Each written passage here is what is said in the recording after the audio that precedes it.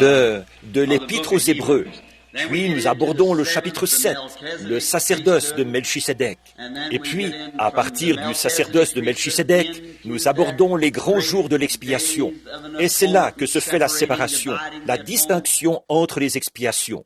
Puis, ce chapitre important sur la foi, le chapitre 11 et le chapitre 12, rejeter tout fardeau.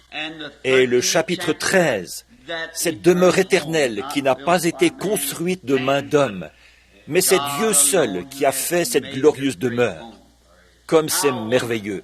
Je suis content de voir là-bas au fond notre sœur qui vient d'entrer pour assister au service. Je la vois, elle et son mari.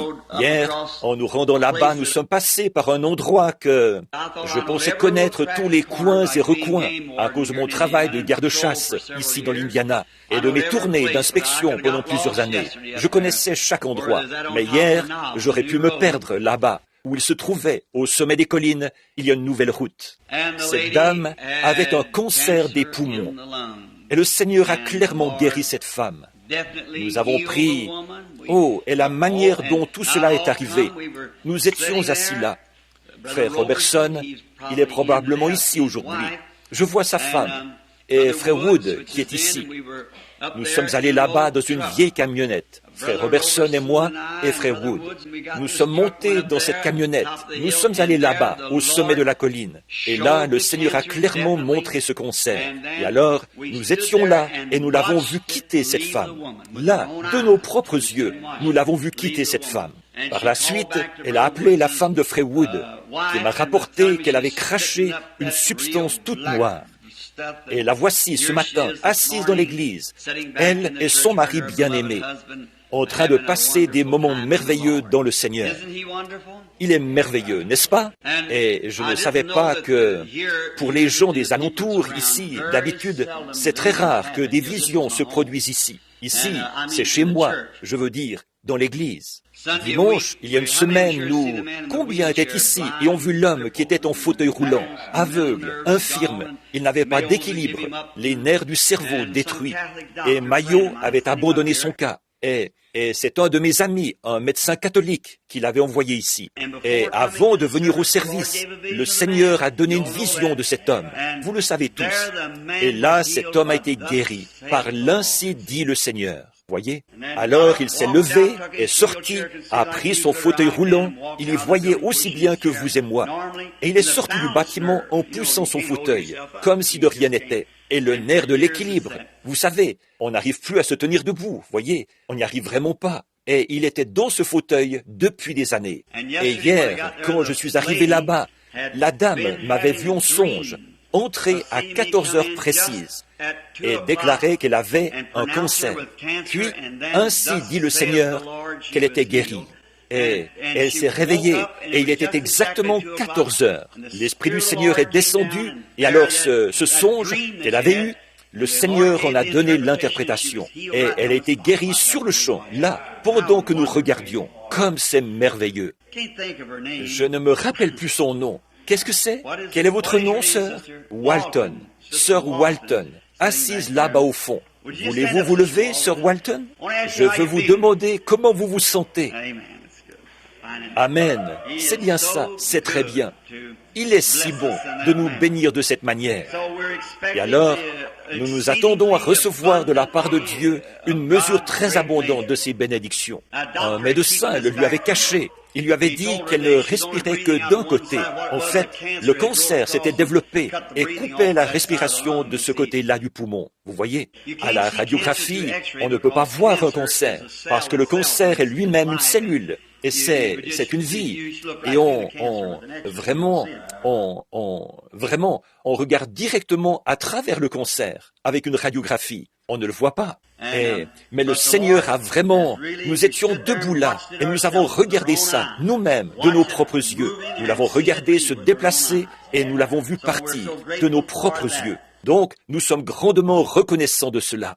Et alors, maintenant, priez pour nous cette semaine, pendant notre absence. À la réunion de mercredi soir, Frère Neville va probablement continuer à partir de l'endroit où je me serai arrêté. Maintenant, ne manquez pas ça, ce grand enchaînement du livre de l'Apocalypse. Je sais que beaucoup de prières ont été prononcées et nous savons que Dieu exauce les prières. Mais nous, ce matin, nous voulons prononcer juste une petite prière avant la lecture du livre. En effet, n'importe quelle personne qui sait lire peut lire ce livre comme ceci, ou l'ouvrir comme ceci. Mais c'est à Dieu seul qu'il appartient d'en ouvrir la compréhension, car il est le seul à pouvoir le faire. Alors, inclinons la tête un instant. Maintenant, Père, au nom de ton Fils bien-aimé, le Seigneur Jésus, nous venons en tant que tes serviteurs nous soumettre en toute humilité afin que tu veuilles bien parler à travers nous. Circoncis les lèvres qui parleront et les oreilles qui entendront, afin que la parole puisse être prononcée par Dieu et être entendue par l'Esprit dont les gens accordent le Père. Puisse-t-il prendre la parole de Dieu et nous la dispenser exactement selon nos besoins, car nous le demandons en son nom et pour sa gloire. Amen. Maintenant, en lisant ce matin, nous étudions. Nous ne prêchons pas. Nous étudions simplement cette épître aux Hébreux. Combien apprécie cette étude? Oh, nous passons des moments merveilleux. Et là, nous étudions cela très attentivement, écriture sur écriture. Il faut que la Bible tout entière est parfaitement cohérente. Il n'y a pas une seule parole qui ne soit pas à sa place, si elle a été assemblée avec les autres par le Saint-Esprit. Bon, des hommes ont dit, la Bible se contredit. Je veux voir ça. Cela fait 25 ans que je demande à voir ça, et personne ne me l'a encore montré. La Bible ne se contredit pas. Si c'est le cas, ce n'est pas la Bible. Le grand Jéhovah infini ne pourrait pas se contredire lui-même. Donc, il n'y a pas de contradiction dans la Bible. C'est juste les gens qui comprennent mal. Maintenant, voyons un peu le contexte avant de prendre la suite. Bon, l'Épître aux Hébreux a été écrite par Saint Paul aux Hébreux. Il en a écrit une aux Éphésiens, c'est-à-dire aux gens qui étaient à Éphèse, à l'Église chrétienne, une aux Romains, à ceux qui étaient à Rome, et une aux Galates, et une aux Hébreux. Maintenant, nous remarquons que Paul, au départ, était un docteur de la Bible. C'est ce que nous avons appris, qu'il avait été l'élève du grand docteur, d'un des plus grands docteurs de son temps, Gamaliel. Il était très versé dans l'Ancien Testament. Il le connaissait bien, mais il est devenu un persécuteur de la voie, qui était la voie de Christ, parce qu'il avait été formé dans l'Ancien Testament par des docteurs. Mais les docteurs qui, en général, sont charnels, j'espère que je ne dis pas quelque chose que je ne devrais pas, mais en général, si un homme n'a que l'enseignement et la manière de procéder des écoles, ça, en général, c'est humain. Voyez, ce n'est pas inspiré, parce que ça devient la doctrine d'une école. C'est ce qu'on a aujourd'hui. Les presbytériens, les luthériens, les pentecôtistes, toutes ces écoles ont leur théorie, à laquelle elles incorporent des passages de l'Écriture. Et c'était pareil dans l'Ancien Testament. Mais Paul, qui avait reçu une bonne formation, il connaissait les Écritures, les paroles. Mais vous voyez, les Écritures, peu importe que vous les connaissiez bien, si l'Esprit ne les vivifie pas, alors la lettre tue. C'est l'Esprit qui donne la vie. Voyez, il faut que ce soit vivifié ou rendu vivant par l'Esprit. Si l'Esprit n'anime pas la parole et n'en fait pas une réalité pour vous, alors la lettre est seulement intellectuelle. C'est ce qui produit tant de chrétiens de confession ou de chrétiens de profession. C'est cette conception intellectuelle de Christ. Ensuite, on s'est tourné vers ceci. Eh bien, il fallait ressentir quelque chose, et il fallait faire quelque chose.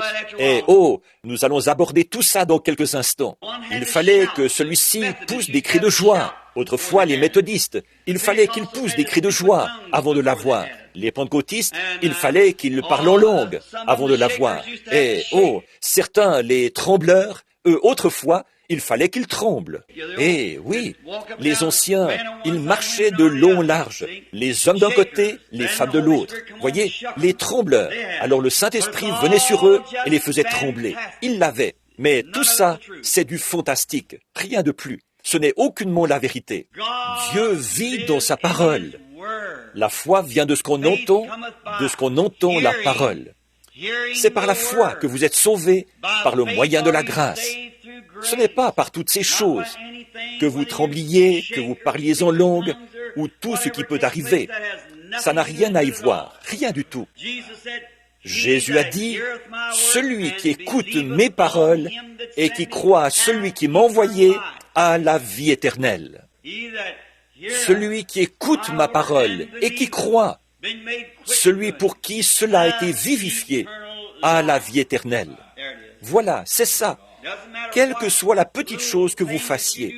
Bon, je ne suis pas contre le fait de trembler ou de parler en langue ou de trembler ou de pousser des cris de joie. Il n'y a pas de mal à ça. C'est bien, mais ce sont seulement des attributs. Voyez, je pourrais vous donner une pomme détachée de l'arbre, mais vous n'auriez pas l'arbre pour autant. Voyez, ce sont les attributs. Mentir, voler, boire, fumer, jouer à des jeux d'argent, commettre adultère. Ce n'est pas le péché, ça. Ce sont les attributs de l'incrédulité. Voyez, c'est ce que vous faites ça parce que vous êtes un pécheur. Voyez, mais premièrement, vous êtes un pécheur. C'est ce qui vous pousse à faire ça, parce que vous ne croyez pas. Et si vous croyez, alors vous ne faites pas ça. Alors, vous avez l'amour, la joie, la paix, la longanimité, la bienveillance, la bonté, la douceur, la patience. Voilà le fruit du Saint-Esprit. Voyez? Alors, ce qu'on a là, les petites choses, les petites sensations, c'est parce que les hommes sont sortis du vieux sentier battu de la parole. C'est par la parole. La foi vient de ce qu'on entend. Donc, quand Dieu a choisi Paul, les hommes ont choisi Matthias. Quand ils l'ont tiré au sort, mais il n'a jamais rien fait. Ça montre le pouvoir qu'a l'Église, là, de faire des choix pour élire ses diacres et envoyer ses prédicateurs dans différents endroits. Bien des fois, c'est charnel. Que l'homme aille où Dieu le conduit à aller. J'aime ça. Si les gens réunis en conférence disent « Eh bien, voici une jolie église. Ce frère a construit une jolie église. Et nous avons notre petit favori à nous. » Ils l'enverront dans cette église. Ils ne se rendent pas compte qu'ils s'autodétruisent. Voyez, en premier lieu, si cet homme va là-bas, il ne pourra pas prendre la relève de l'autre homme. Alors, en essayant d'avantager un favori, ils ne font qu'affaiblir cette église. Ça a toujours été comme ça. Mais je crois à l'autorité suprême de l'assemblée locale. Oui, que chaque église soit autonome, qu'elle choisisse ses pasteurs, ses diacres, ses n'importe quoi.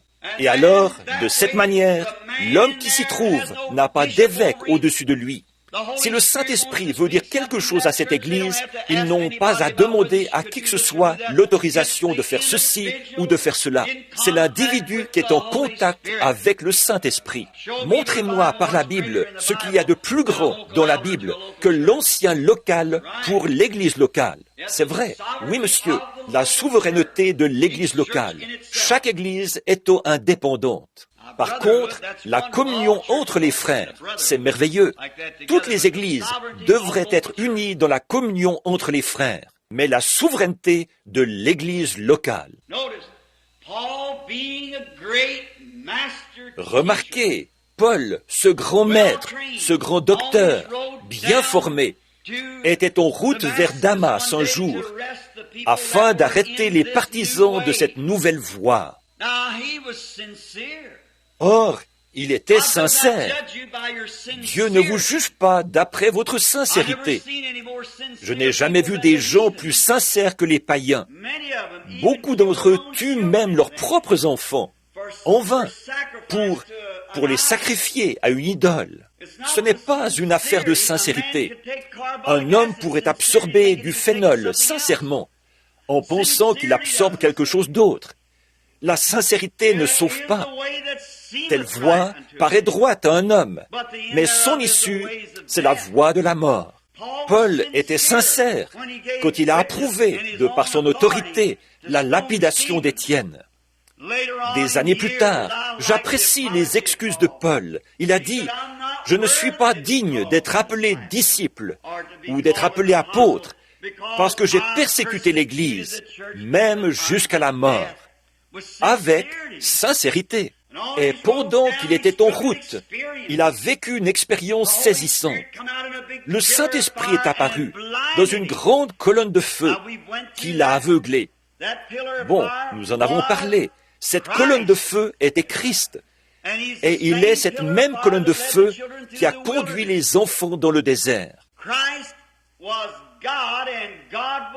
Christ était Dieu et Dieu était Christ. Dieu a été fait chair et a habité dans le corps du Seigneur Jésus. Dieu était en Christ, réconciliant le monde avec lui-même, montrant ce qu'il était.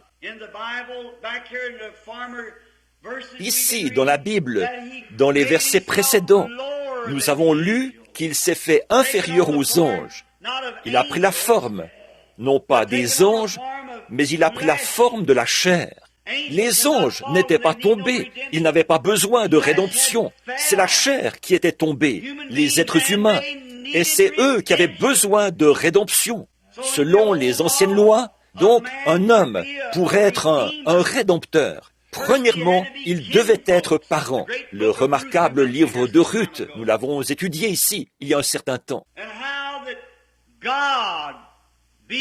Nous avons vu que Dieu, qui est esprit, est devenu notre parent en devenant l'un de nous, afin de nous racheter et de nous donner la vie éternelle. Il a fallu qu'il devienne nous pour que nous, par sa grâce, nous puissions devenir comme lui. Nous avons vu que la colonne de feu a conduit les enfants d'Israël. Et quand elle a été faite chair ici sur terre, un jour, nous l'entendons qui dit, il a déclaré qu'il était la colonne de feu. Ils ont dit, tu dis que tu es plus grand que notre père Abraham. Il a dit, avant qu'Abraham fût, je suis. Qui était le « je suis » ? La colonne de feu dans le buisson ardent. Un signe commémoratif perpétuel pour toutes les générations. Pas seulement pour cette génération-là, mais aussi pour cette génération-ci. La même colonne de feu. Et nous sommes reconnaissants ce matin d'en avoir même la photo, montrant qu'il n'a pas changé. Il est le Dieu béni, immortel, éternel. Il fait maintenant les mêmes choses qu'alors. Et qu'est-ce que ça nous rend heureux? Mais avant que Paul accepte cette expérience, sachant que l'ange du Seigneur était la colonne de feu, laquelle était Christ, en fait, il était l'ange de l'alliance, lequel était Christ. Moïse a jugé préférable de...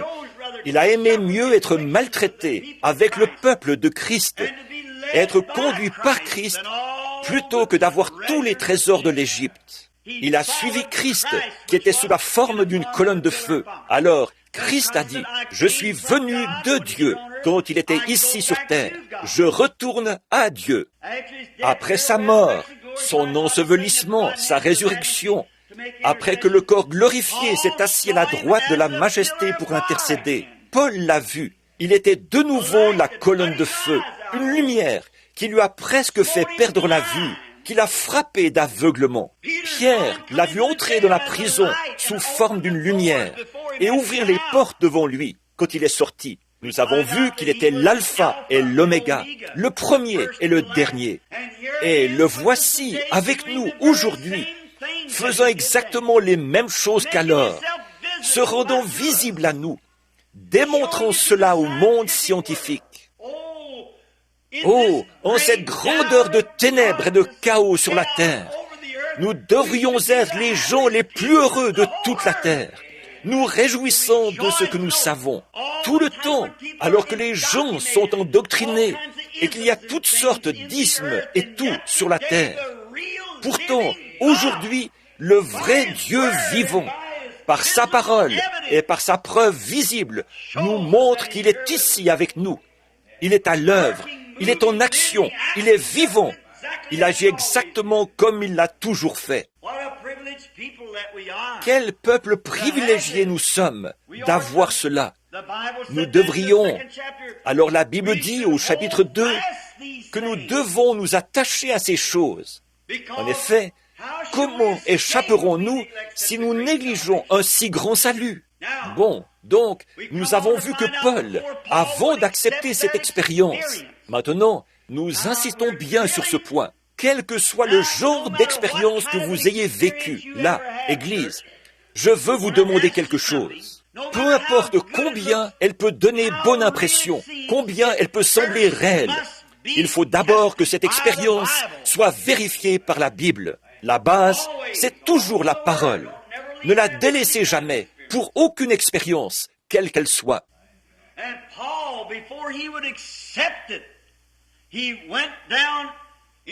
Alors Paul, avant de l'accepter, il est allé en Arabie et il est resté là-bas 3 ans à vérifier cette expérience par rapport à la parole. Et quand il est revenu, il était sûr. Rien n'aurait pu le déstabiliser, car il était affermi dans la parole, inébranlable. Et voici la direction qu'il prend maintenant. Il va démontrer à ses Hébreux que ces grandes choses dont il a été fait mention dans l'Ancien Testament ont été manifestées en Jésus-Christ. Comme c'est glorieux! Alors, dimanche dernier ou mercredi dernier, Frère Neville, ici au chapitre 5, a touché quelques points très importants, parce que c'est un chapitre merveilleux. Et dimanche dernier, nous avons vu au chapitre 4 qu'il a traité de la question du sabbat, de l'observance du sabbat. Êtes-vous sûr ce matin de savoir ce qu'est l'observance du sabbat? Si vous le savez, dites Amen.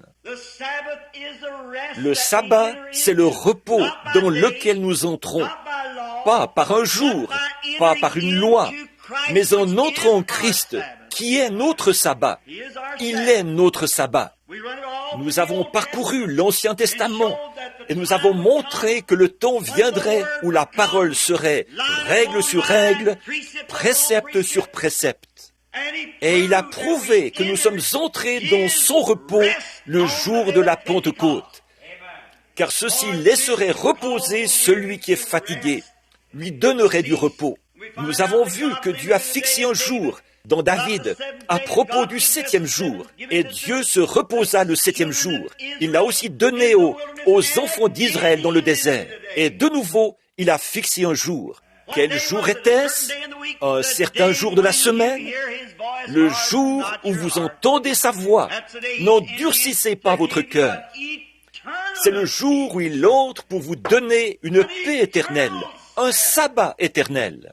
Vous n'allez pas à l'église le dimanche pour devenir religieux. Alors, quand vous naissez de l'Esprit de Dieu, vous entrez pour toujours dans le repos. Il n'y a plus d'observance du sabbat.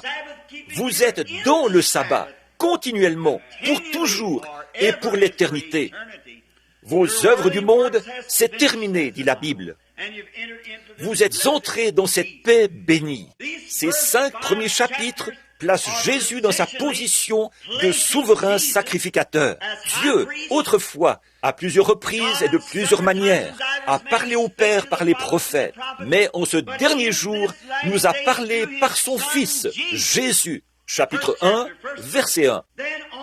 Et ainsi de suite, jusqu'à la fin du chapitre 5, où nous le voyons représenté dans Melchisédek, qui n'a eu ni commencement de jour, ni fin de vie, mais qui est sacrificateur à perpétuité pour toujours.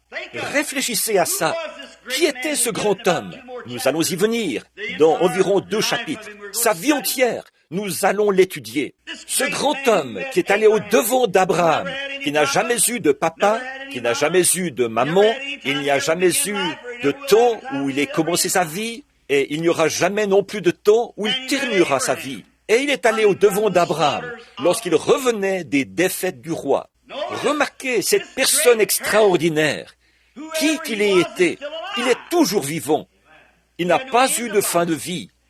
C'est Christ qui l'a rencontré. Nous allons étudier ça en profondeur dans quelques jours.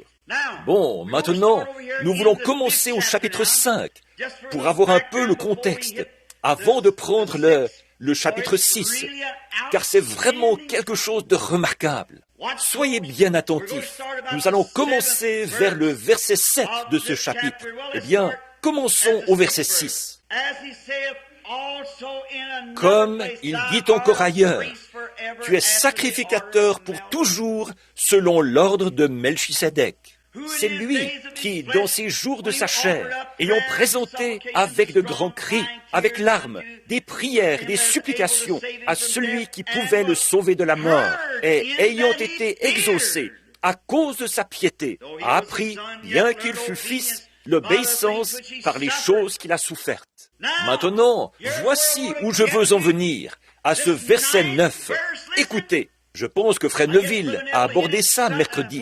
Je n'étais pas là. Eh bien, écoutez. Et qui, après avoir été élevé à la perfection, est devenu pour tous ceux qui lui obéissent l'auteur d'un salut éternel. Dieu l'ayant déclaré souverain sacrificateur selon l'ordre de Melchisédek. Nous avons beaucoup à dire là-dessus. Nous allons en rester là, parce que nous allons revenir à Melchisédek dans quelques soirs. Maintenant, nous allons reprendre ici notre étude. Je vais juste prendre un instant pour lire la suite de ceci. Le verset 11. Nous avons beaucoup à dire là-dessus, des choses difficiles à expliquer, parce que vous êtes devenus lents à comprendre. Vous, en effet, qui depuis longtemps devriez être des maîtres, vous avez encore besoin qu'on vous enseigne les premiers rudiments des oracles de Dieu. Vous en êtes venus à avoir besoin de lait au lieu d'une nourriture solide. Or, quiconque en est au lait n'a pas l'expérience de la parole de justice, car il est un enfant. Oh, j'espère que le Saint-Esprit fait descendre ça au fond de vous en ce moment. Or, celui qui en est au lait n'a pas l'expérience de la parole de justice, car il est un bébé. Si on donne de la nourriture solide à un bébé, on le tue. C'est pour ça que tellement de gens disent « Ah, je ne crois pas ça », et qu'ils s'en vont. Toujours des bébés. Ils n'arrivent simplement pas à comprendre. Ils ne peuvent pas saisir cette vérité. Elle les tue. Il y a de grandes choses puissantes que l'Église devrait connaître aujourd'hui. Mais on ne peut pas enseigner cela. Ils s'y achoppent. Ils ne savent pas quoi en faire. Paul, qui parle à ce groupe d'Hébreux, pourtant, c'est à des érudits qu'il parle là, à des érudits très instruits. Nous allons le voir dans quelques instants, très savants. Mais le profond mystère spirituel, l'Église est toujours aveugle à cela. Il a dit, alors que vous devriez enseigner les autres, vous êtes toujours des enfants. Oh, je sais que beaucoup de gens s'élèvent et ils s'en vont. Ils se disent, oh, je n'ai plus besoin d'aller à l'église. Dieu soit loué, le Saint-Esprit est venu. C'est lui le docteur. Quand vous avez cette idée-là, vous êtes carrément dans l'erreur. En effet, pourquoi le Saint-Esprit a-t-il établi des docteurs dans l'Église? Si c'est lui qui devait être le docteur. Voyez, il y a premièrement des apôtres, des prophètes, des docteurs, des évangélistes et des pasteurs.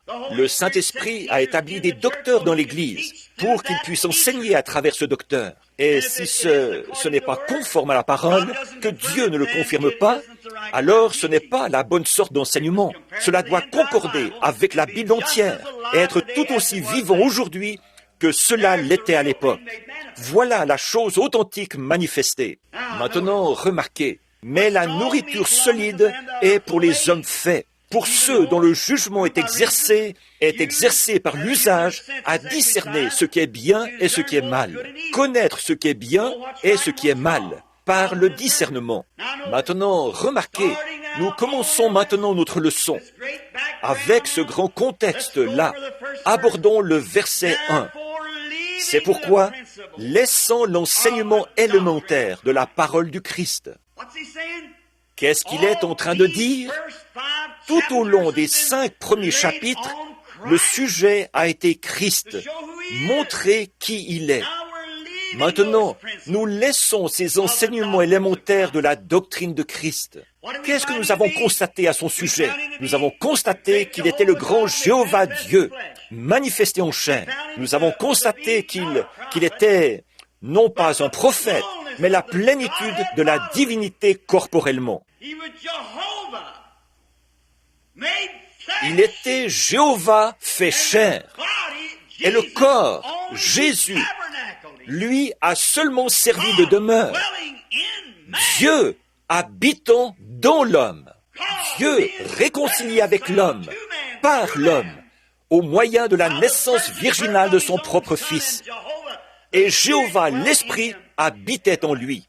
Maintenant, combien se souviennent de l'enseignement sur la divinité, où nous sommes revenus en arrière et avons vu que Dieu était comme ce grand arc-en-ciel, et tous les aspects de l'Esprit, comment il était. Et puis le Logos est sorti de Dieu, ce qui est devenu la théophanie, et celle-ci était sous la forme d'un homme. Moïse, dans le creux du rocher, l'a vu passer. Et ensuite, cette théophanie a été faite pleinement chair humaine, Christ. Et nous avons vu qu'ainsi, nous, par sa grâce, nous avons la vie éternelle. Or, le terme « pour toujours », c'est pour un intervalle, pour un espace de temps. Il est dit dans la Bible « pour toujours et pour toujours », une conjonction. Mais « pour toujours », ça représente seulement une période de temps. Par contre, « éternel » veut dire « pour toujours ».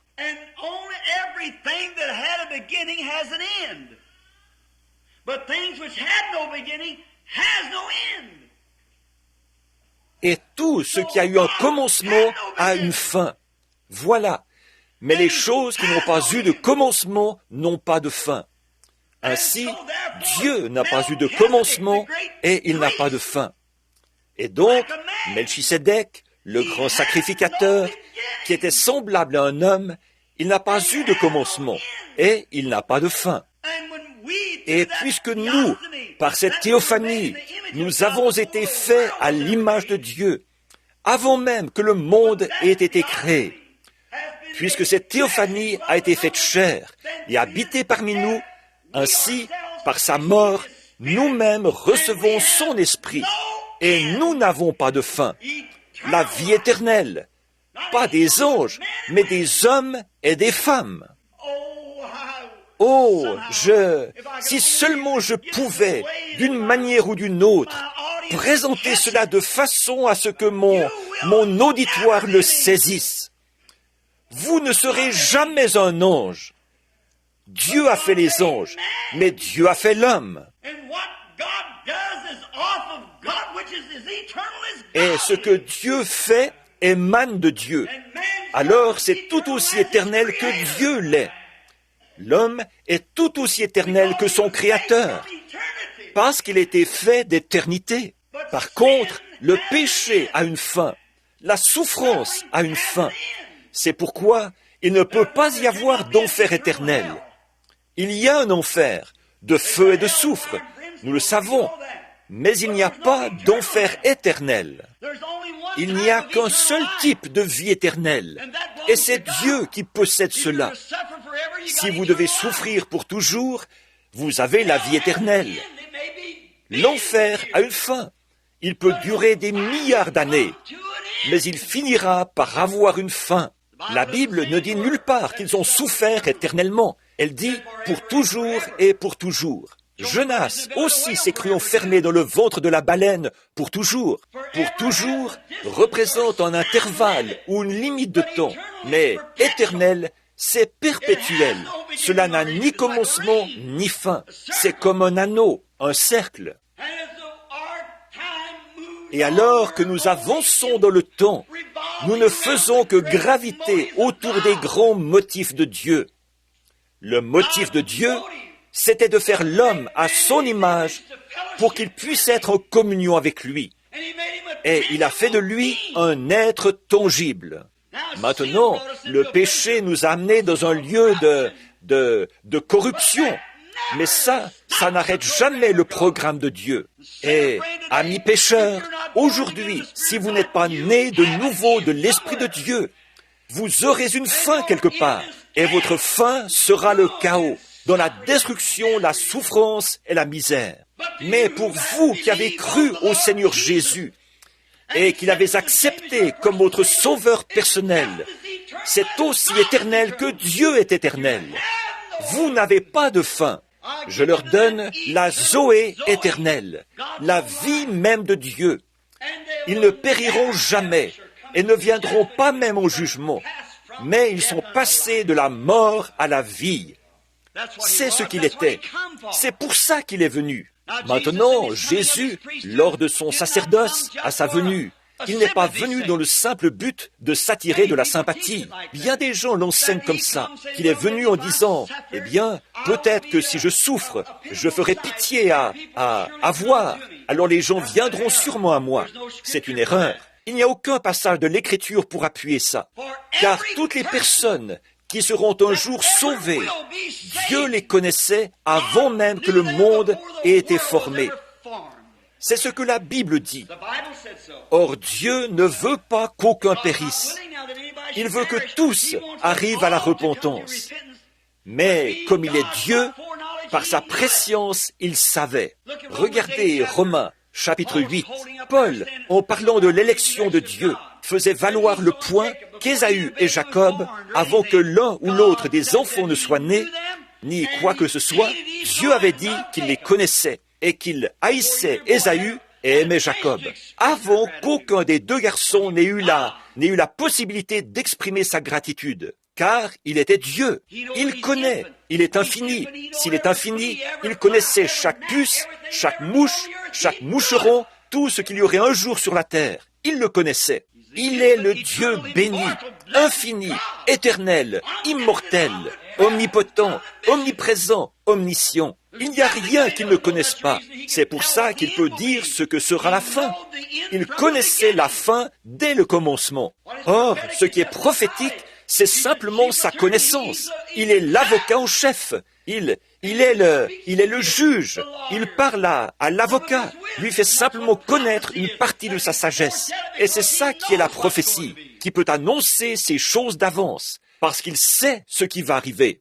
Maintenant, voilà le Dieu que nous servons. Pas un Dieu historique, pas comme les bouddhistes, les mahométans et tous les autres, mais un Dieu qui est omniprésent, qui est maintenant même ici, ce matin, dans ce tabernacle, maintenant même. Le grand Jéhovah, le « Je suis », qui s'est formé dans l'humilité pour revêtir une chair semblable à celle du péché. Le voici, c'est lui qui vous a racheté. Il ne peut y avoir personne d'autre, nulle part, à aucun moment, qui puisse faire ça. Dieu n'avait pas trois personnes là-haut, et il aurait envoyé l'une d'elles, son fils.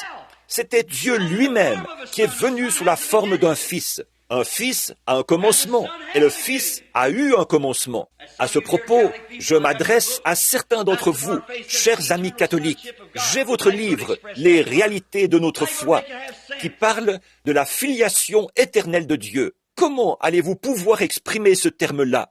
Comment allez-vous pouvoir y donner un sens? Comment pourrait-elle être éternelle? Ce n'est pas la Bible, ça. C'est votre livre, la filiation éternelle. Ce terme-là n'est pas juste, car tout fils a eu un commencement, alors qu'éternel n'a pas de commencement. Donc ce n'est pas une filiation éternelle. Christ est devenu chair et a habité parmi nous. Il a eu un commencement. Ce n'était pas une filiation éternelle, c'est la divinité éternelle, pas la filiation éternelle. Alors, il est venu pour nous racheter, et il nous a effectivement rachetés. Paul, donc, présente cela, et je suis sûr que par les enseignements précédents, vous l'avez compris. Nous reprendrons cela à un autre moment, si le Seigneur le veut, verset par verset. Bon, c'est pourquoi, laissant l'enseignement élémentaire de la parole du Christ, tendons vers la perfection. Les gens s'achoppent à cela, n'est-ce pas? Faisons quoi? Tendons vers la perfection sans poser de nouveau les fondements. Observez ceci. Prenons ce mot « perfection ». Savez-vous qu'il n'y a qu'une seule manière de vous tenir dans la présence de Dieu? C'est en étant parfait. Dieu ne peut pas supporter des choses qui ne sont pas saintes. Et vous, légalistes, comment pourriez-vous vous rendre parfait par vous-même, alors que vous n'avez absolument aucun moyen de vous rendre parfait? Vous êtes né dans le péché.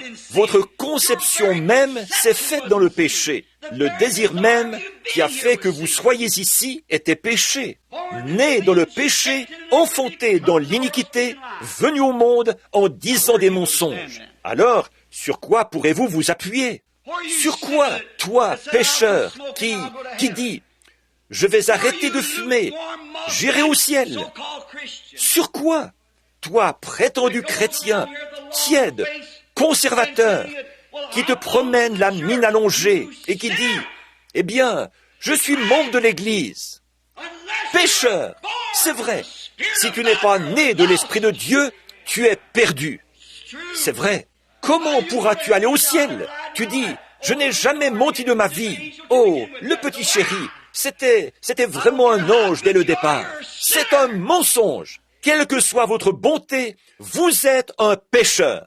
Et vous n'avez absolument aucun moyen. Il n'y a aucun prêtre, aucun évêque, aucun cardinal, aucun pape, ni rien d'autre qui puisse vous sauver, parce qu'il est dans le même bateau que vous. Nous allons approfondir ça dans quelques instants. Il est dans le même état. Le pape de Rome est né dans le péché. Il a été enfanté dans l'iniquité. Il est venu au monde en disant des mensonges. Il est né par suite du désir sexuel d'un homme et d'une femme. Comment pouvez-vous devenir juste à partir de ça? Eh bien, son papa et sa maman sont nés de la même manière.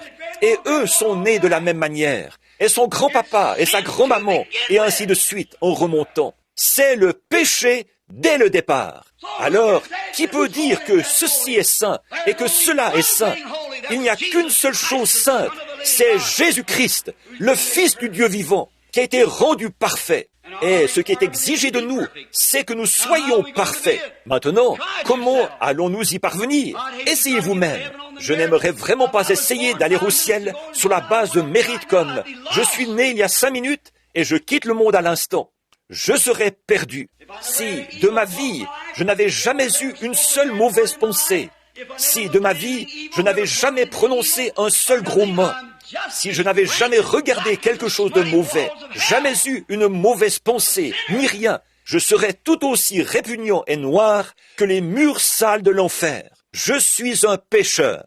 Je pourrais passer ma vie enfermé dans une pièce et, comme certaines religieuses carmélites ou quelque chose comme ça, et ne jamais voir le monde, rester là-dedans et prier toute ma vie, faire du bien, naître multimillionnaire et donner tout ce que j'ai aux pauvres. Néanmoins, je serais quand même un pécheur et j'irais en enfer. Oui, monsieur, je pourrais adhérer à l'église luthérienne, baptiste, pentecôtiste, presbytérienne, avoir été inscrit sur les registres dès ma naissance et rester fidèle à cette église jusqu'à l'âge de 100 ans. Quand ma vie sera ôtée, personne ne pourrait me montrer du doigt et on dirait « Il n'a jamais eu pas même une seule mauvaise pensée. J'irai en enfer aussi sûr que je suis ici devant vous. Je suis un pécheur. C'est exact, je n'ai rien. Il n'y a absolument aucun moyen pour moi de fournir un prix que je puisse payer. Dieu exigeait la mort. Et si je donne ma propre vie, si je donne ma vie, alors comment puis-je me repentir? Parce que vous, la dette doit être premièrement payée. Et Dieu était le seul à pouvoir donner sa vie et la reprendre. Alors, il a pu devenir péché, donner sa vie et la reprendre, et appeler ça justice. Et la dette a été payée. Voilà, c'est ça. Maintenant, prenons Matthieu, vers le chapitre 8, je crois. Le chapitre 7 ou 8. Nous allons voir ce que Jésus dit là. Très bien. C'est Matthieu chapitre 5. Et Jésus prêche, est en train de prêcher les béatitudes. Le verset 47. Et si vous saluez seulement vos frères, que faites-vous d'extraordinaire? Les païens aussi n'agissent-ils pas? Regardez bien. Mais soyez donc parfaits. Quoi? Soyez donc parfaits comme votre Père céleste est parfait. C'était le commandement de Jésus. Soyez comme ça. Les gens disent, personne ne peut être parfait. La Bible dit que personne n'est parfait. La voilà, votre contradiction. Vraiment? Très bien. Vous ne pouvez pas être parfait en vous-même. Si vous vous appuyez sur ce que vous avez fait, vous êtes perdu. Alors, soyez parfait, tout aussi parfait que Dieu est parfait. Bon, soyez donc parfait comme votre Père Céleste est parfait. C'est pourquoi, maintenant le chapitre 5, le chapitre 6 d'Hébreux, c'est pourquoi, laissant l'enseignement élémentaire de la parole du Christ, avançons vers la perfection. Maintenant, vous, Branham Tabernacle, oh, je sais, nous avons des guérisons, c'est merveilleux. Nous avons des visions, oh, c'est bien. Et vous avez des songes spirituels. Et parfois, ce ne sont pas des songes spirituels. Et parfois, nous essayons d'aider les pauvres. Nous faisons ce que nous pouvons. Oh, c'est bien. Mais nous ne parlons pas de ça maintenant. Nous entrons dans une autre phase. Laissons la parole. Oh oui, nous avons la doctrine de Christ. Nous croyons qu'il était le Fils de Dieu, qu'il est né d'une vierge. Nous croyons cela, ainsi que toutes ces autres choses. C'est vraiment merveilleux. Mais laissons cela. Avançons vers la perfection. Oh là là, j'aimerais avoir maintenant la voix d'un archange pour présenter ceci de telle manière que vous puissiez le voir. Là, il dit, laissons toute la doctrine de Christ, tous les théologiens et toute la théologie que nous connaissons, tout ce qui traite de la divinité de Christ, qui était Dieu fait chair, toutes ces autres choses. Paul va expliquer tout ça ici dans quelques instants. Lisons-en un petit bout. Avant d'y arriver, posez de nouveau les fondements du renoncement aux œuvres mortes. Bon, nous croyons ça. Et de la foi en Dieu, nous croyons ça. Et de la doctrine des baptêmes, la manière précise d'être baptisé, nous croyons ça. De l'imposition des mains, nous croyons à l'imposition des mains, n'est-ce pas? Voyez, tout ça, bien sûr. De la résurrection des morts, nous croyons ça. Maintenant, regardez bien. Vous voyez ici, jugement est employé avec éternel. Ça, c'est pour toujours. Quand un jugement est prononcé par Dieu, c'est pour toujours. Alors, il ne peut plus y avoir de réconciliation. Une fois le jugement prononcé. Maintenant, vous pouvez comprendre pourquoi Dieu devait avaler lui-même, comme on dit, lui-même la pilule. Après avoir condamné l'homme pour avoir péché, le seul moyen pour lui d'opérer la réconciliation, c'était de prendre lui-même la place de l'homme. C'était le seul moyen pour lui d'être réconcilié, ou par lequel il puisse nous réconcilier. C'était de prendre notre place et de devenir un pécheur. Dieu, Jéhovah, est devenu un pécheur, et il a donné sa vie. Bon, vous pourriez donner votre vie, vous, un pécheur, afin de mourir pour la cause. Paul a dit, quand je livrerai mon corps pour être brûlé comme sacrifice, je ne suis toujours rien, parce que ça ne marchera pas. Voyez, quand vous mourrez, c'en est fini de vous. Si vous mourrez pécheur, vous êtes perdu. Mais Dieu est descendu dans la chair, et il a condamné le péché dans la chair, ayant été fait chair de péché. En effet, il était le Dieu éternel, et il a ressuscité son propre corps. C'est donc lui qui est le justificateur. Maintenant, toutes ces choses, avançons vers la perfection, a dit Paul. Maintenant quoi? Du jugement éternel. C'est ce que nous ferons si Dieu le permet. Verset 3. Alors, avancez vers la perfection.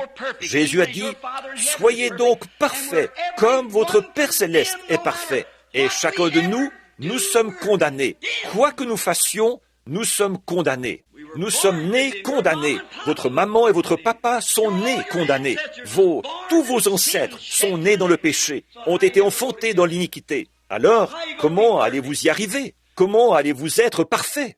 Même si vous n'avez jamais rien fait, jamais volé, jamais menti, jamais rien fait de toute votre vie, vous êtes quand même condamné. Vous avez été condamné avant d'avoir pris votre première respiration. Vous avez été condamné. C'est exact.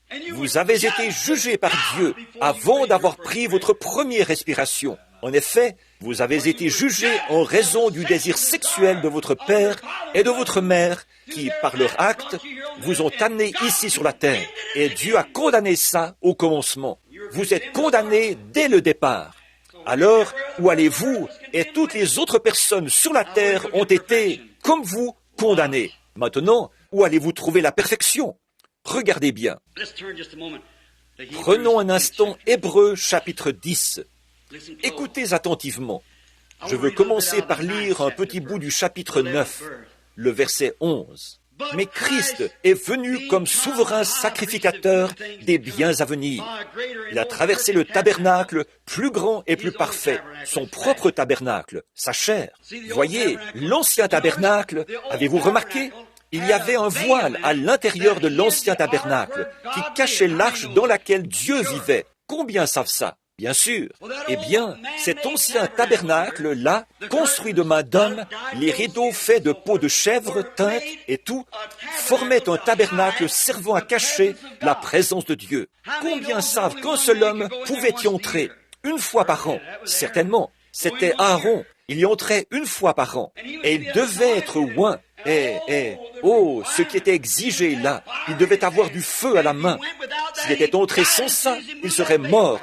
Dès qu'il aurait écarté ce voile, il serait tombé raide mort. Il devait entrer là, allumer ses chandeliers et faire l'aspersion du propitiatoire, ce qui annonçait le sang, cette mort qui agissait là comme substitut, jusqu'à ce que Christ vienne accomplir cela. Bon, mais ensuite, Dieu est entré dans un autre type de tabernacle. Et ce tabernacle, c'était qui? Jésus. Dieu était à l'intérieur de Jésus. Et il était caché, mais il réconciliait le monde avec lui-même par ce qu'il manifestait là.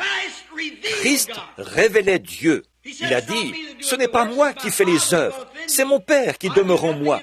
Je ne fais rien de moi-même, je ne fais que ce que je vois faire au Père. Le Père qui est en moi me montre ses visions, et ensuite, je vais faire exactement ce que le Père m'a dit de faire. Vous saisissez? Dieu était à l'intérieur d'un corps humain, pas derrière des peaux de chèvre teintes, mais il vivait, il bougeait. Dieu avait des mains, Dieu avait des pieds, Dieu avait une langue, Dieu avait des yeux. C'était Christ.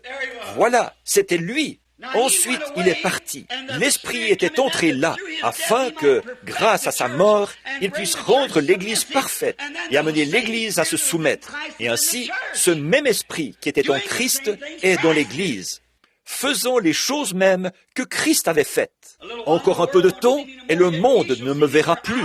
Mais vous me verrez, car je serai avec vous, et même en vous, jusqu'à la fin du monde. Maintenant, écoutez ceci. Mais Christ est devenu souverain sacrificateur des biens à venir. Il a traversé le tabernacle plus grand et plus parfait qui n'est pas construit de main d'homme, c'est-à-dire qui n'est pas de cette création. Il n'a pas été construit de main d'homme. Comment est-il né? Par une naissance virginale. Ce corps a été sacrifié ou sanctifié, non avec le sang des boucs et des veaux, mais avec son propre sang. Vous savez que le sang vient du sexe masculin. Alors, quelqu'un a dit, « Oh, Jésus était juif. » Il n'était pas juif. « Oh, nous sommes sauvés par du sang juif. » Non, absolument pas. Si nous avons été sauvés par du sang juif, nous sommes encore perdus. Jésus n'était pas juif. Il n'était pas non plus des nations. Il était Dieu.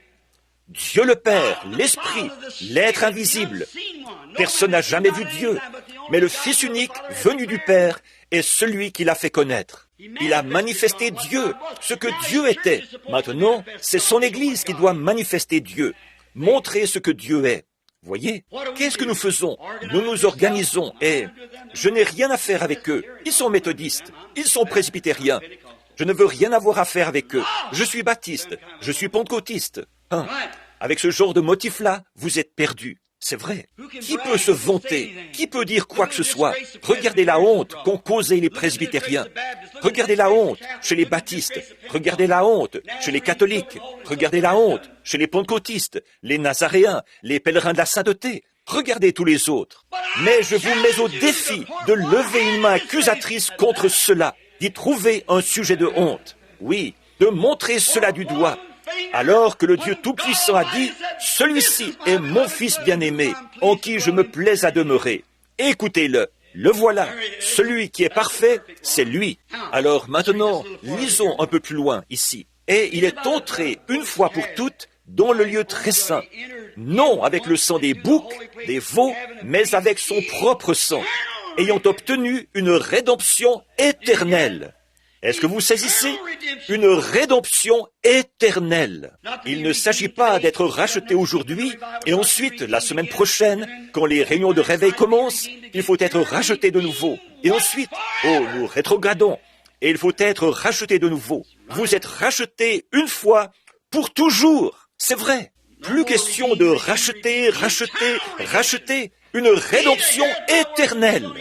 Celui qui écoute mes paroles et qui croit à celui qui m'a envoyé a la vie éternelle et ne viendra jamais en jugement, mais il est, au temps passé de la mort à la vie, parce qu'il a tremblé, parce qu'il a été baptisé d'une certaine manière, parce qu'il a eu du sang de la main, parce qu'il a cru au Fils unique de Dieu.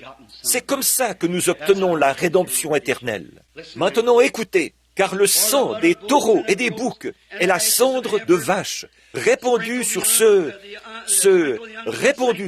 qui sont souillés, sanctifie et procure la pureté de la chair. Combien plus le sang de Christ, qui par l'Esprit éternel s'est offert lui-même sans tache à Dieu, a-t-il purifié notre conscience des œuvres mortes, afin que nous servions le Dieu vivant. Passer de la mort à la vie. Qu'est-ce que ça peut vous faire, ce que le monde pense? Qu'est-ce que ça peut vous faire, ce que votre voisin pense? Notre conscience est morte et nous sommes régénérés et nés de nouveau par l'Esprit de Dieu, afin que nous servions le Dieu vivant et vrai. Voilà, c'est ça. Maintenant, passez au verset 10, au chapitre 10 plutôt, juste de l'autre côté de la page. La loi, qui possède une ombre des biens à venir, et non l'exacte représentation des choses, ne peut jamais, par les mêmes sacrifices qu'on offre perpétuellement chaque année, amener l'assistant à la P-E-R-F-E-C-T-I-O-N. P-A-R-F-A-I-T. C'est ce qui est dit là. Parfait. Laissons l'enseignement élémentaire de la parole du Christ. Avançons vers la perfection. Soyez donc parfaits, comme votre Père Céleste est parfait. La loi qui possède une nombre des biens à venir, toutes les ordonnances et les baptêmes et toutes les autres choses qu'ils avaient, ne pouvaient jamais amener à la perfection celui qui rendait ce culte. Et pourtant, Dieu exige la perfection. Le fait de devenir membre de l'Église nazaréenne ne vous amènera jamais à la perfection. Le fait de devenir membre de l'Église baptiste, pentecôtiste, de n'importe laquelle, ne vous amènera jamais à la perfection. Que vous soyez un homme bon, loyal, ne vous amènera jamais à la perfection. Vous ne pouvez pas mériter quoi que ce soit. Il n'y a rien en vous qui puisse vous mériter quoi que ce soit. Vous êtes perdu. Vous dites, eh bien, j'ai observé la loi, j'observe le sabbat, j'observe ceci, toutes les ordonnances de Dieu. Je fais ceci. Paul a dit, maintenant, laissons de côté toutes ces choses. C'est bien, mais nous ferons ceci. Nous baptiserons les gens et nous leur imposerons les mains pour leur guérison et tout. Nous pourrions prendre verset par verset chacune de ces choses. Le baptême, nous y croyons. Il y a une seule espérance, un seul Seigneur, une seule foi, un seul baptême. Nous croyons ça. Il y a un baptême. Nous croyons à la résurrection des morts. Absolument. Nous croyons que Jésus est mort et qu'il est ressuscité. Nous croyons ça. L'imposition des mains pour les malades, c'est ce qui est dit. Voici les signes qui accompagneront ceux qui auront cru. S'ils imposent les malades seront guéris. Nous croyons ça. Mais tout ça, qu'est-ce que c'est? Paul a dit, ce sont toutes des œuvres mortes. C'est quelque chose que vous faites. Maintenant, avançons vers la perfection. Oh là là! Nous entrons dans le tabernacle, pas le fondement, le tabernacle lui-même. Le fondement, c'est ça. La loi, la droiture, et adhérer à l'Église, être baptisé, et l'imposition des mains. Ces choses sont toutes des ordonnances de l'Église. Mais maintenant, entrons dans la perfection. Et un seul est parfait, c'est Jésus. Comment entrons-nous en lui? Par le moyen des méthodistes? Non. Des pentecôtistes? Non. Des baptistes? Non. Par le moyen d'une quelconque église? Non. Des catholiques romains? Non. Comment y entrons-nous? Romains 8, 1.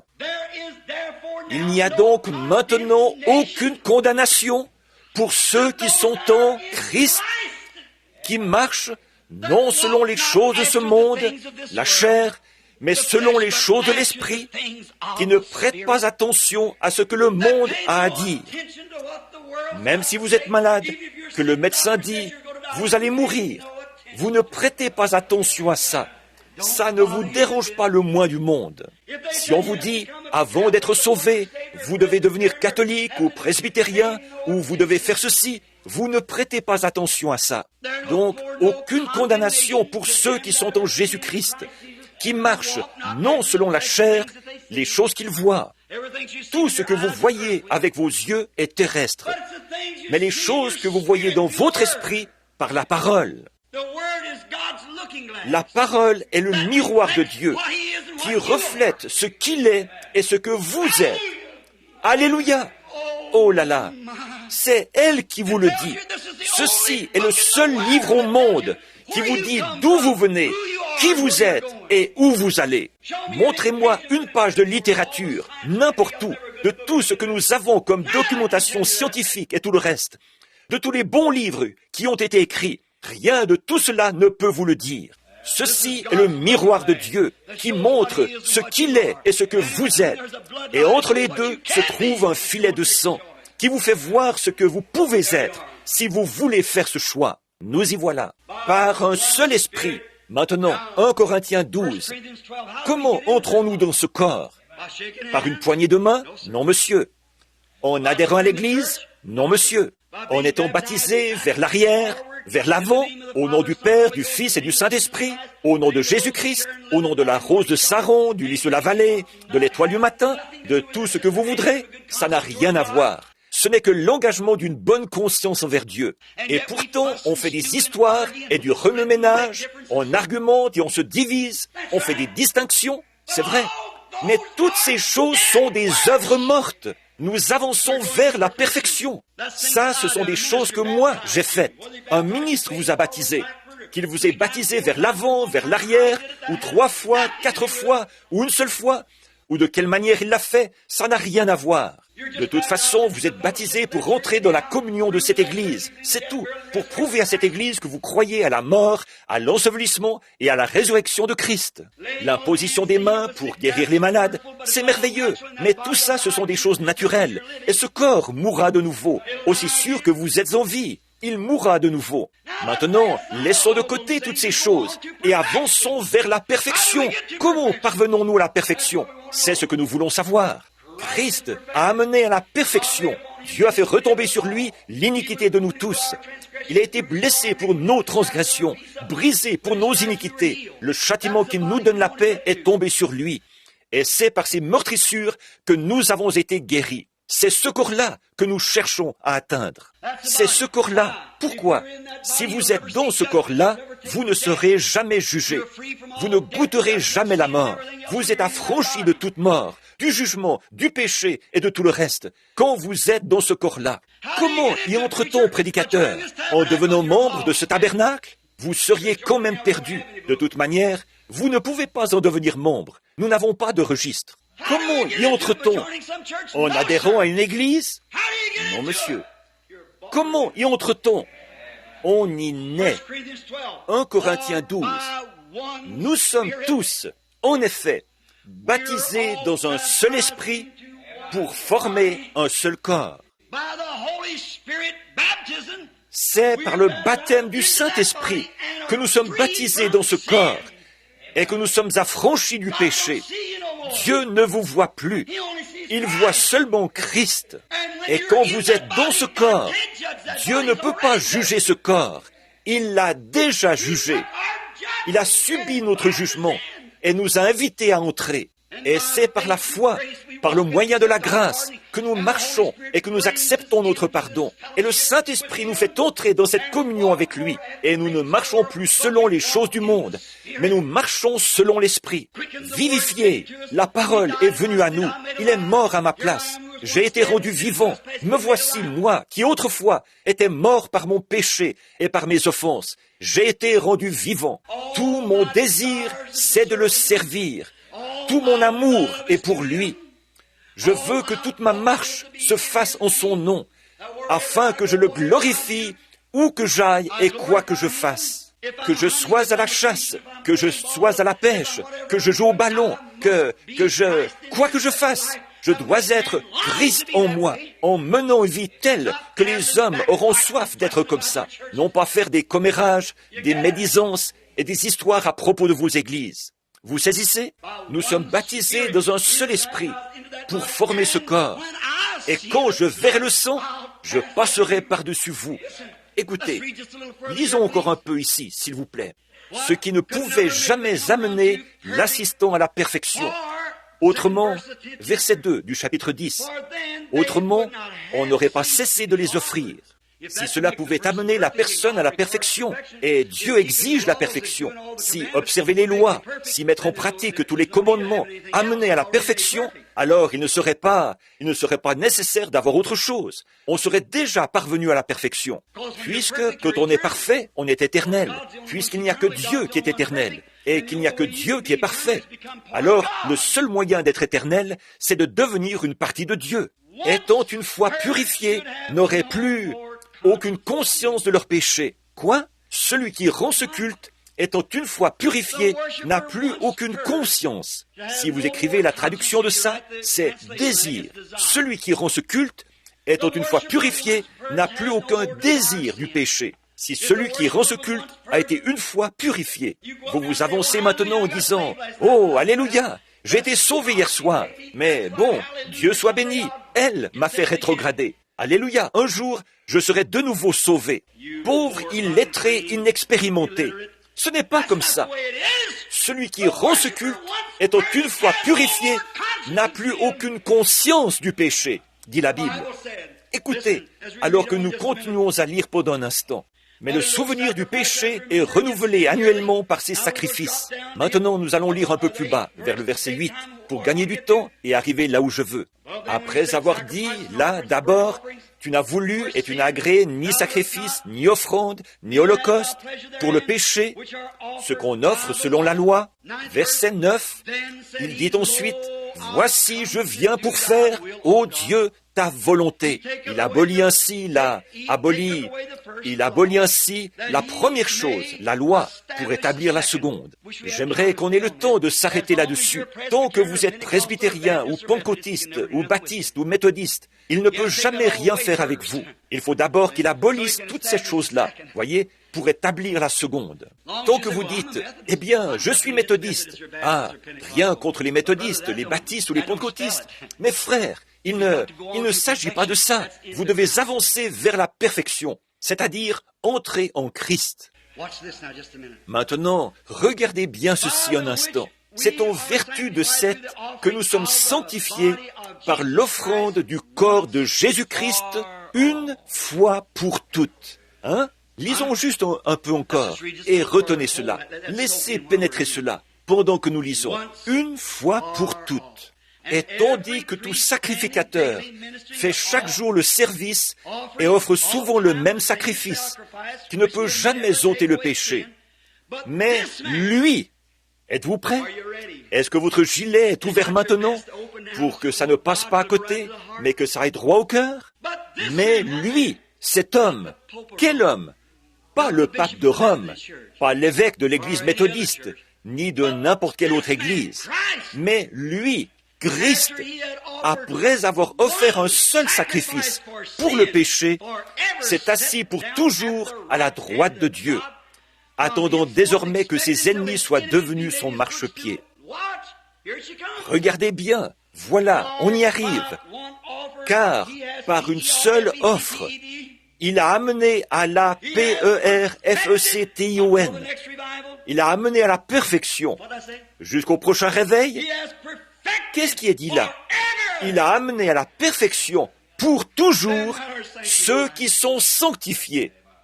Est-ce que vous saisissez? Avançons vers la perfection. Maintenant, vous, gens de la sainteté, vous dites, « Oh oui, nous croyons à la sainteté. Alléluia, nous croyons à la sanctification. » Mais vous vous fondez sur la vôtre. Vous arrêtez ceci et vous arrêtez cela. Vous savez que vous ne devez pas faire ces choses. Mais à moins que Christ n'ait ouvert la porte et vivifié cela dans votre cœur, et que vous en soyez au point où le péché est mort, où le désir, où tout ça a disparu, il abolit alors votre propre justice pour pouvoir s'établir lui-même en vous. Et c'est Christ, le Fils de Dieu, en vous, l'espérance de la gloire. Avançons vers la perfection. Comment pouvons-nous être parfaits? Par la mort de Christ, pas en adhérant à l'Église, pas par nos bonnes œuvres, par ce que nous faisons. Tout ça, c'est bien. Pas parce que nous avons été baptisés comme ceci ou comme cela, pas parce que nous avons été guéris par l'imposition des mains, pas à cause d'aucune de ces autres choses. Nous croyons à la mort, à l'ensevelissement et à la résurrection. Paul a dit, « J'aurais beau parler les langues des hommes et des anges », c'est-à-dire les langues qu'on comprend et les langues qu'on ne comprend pas, qu'il faut interpréter. Je ne suis rien. Quand j'aurai le don de connaissance et comprendrai toute la sagesse de Dieu, que je puisse expliquer la Bible, de la faire concorder, je ne suis rien. Alors, ça ne sert pas à grand-chose d'aller à l'école, n'est-ce pas, pour apprendre la Bible. Quand j'aurai la foi jusqu'à déplacer des montagnes, alors les campagnes de guérison, ça ne veut pas dire grand-chose, n'est-ce pas? Je ne suis rien. Quand je livrerai mon corps pour être brûlé en sacrifice, oh, disent-ils, cet homme est religieux, mais il n'est rien, a dit Paul, il n'est rien devenu, rien, car les langues cesseront, les prophéties prendront fin, toutes ces autres choses prendront fin, mais quand ce qui est parfait sera venu, ce qui est partiel disparaîtra.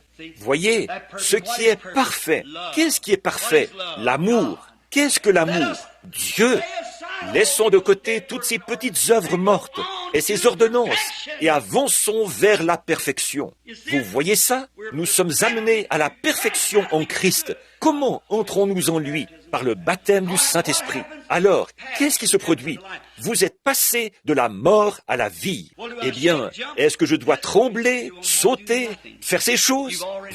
Vous n'avez pas à faire quoi que ce soit. Vous avez déjà fait ce qu'il fallait. Dieu vous a fait passer de la mort à la vie et vous êtes vivant. Alors les fruits de votre vie le démontrent. Beaucoup d'entre vous, méthodistes et nazaréens, vous avez poussé des cris de joie à plein poumon et vous volez du maïs dans le champ d'un autre. C'est vrai, vous êtes capable de tout. Beaucoup d'entre vous, pentecôtistes, vous avez parlé en langue comme si on versait des pois sur une peau de vache. C'est sûr. Et juste après, vous avez filé avec la femme du voisin. Vous avez fait toutes sortes de choses. Ce n'est pas ça, frère.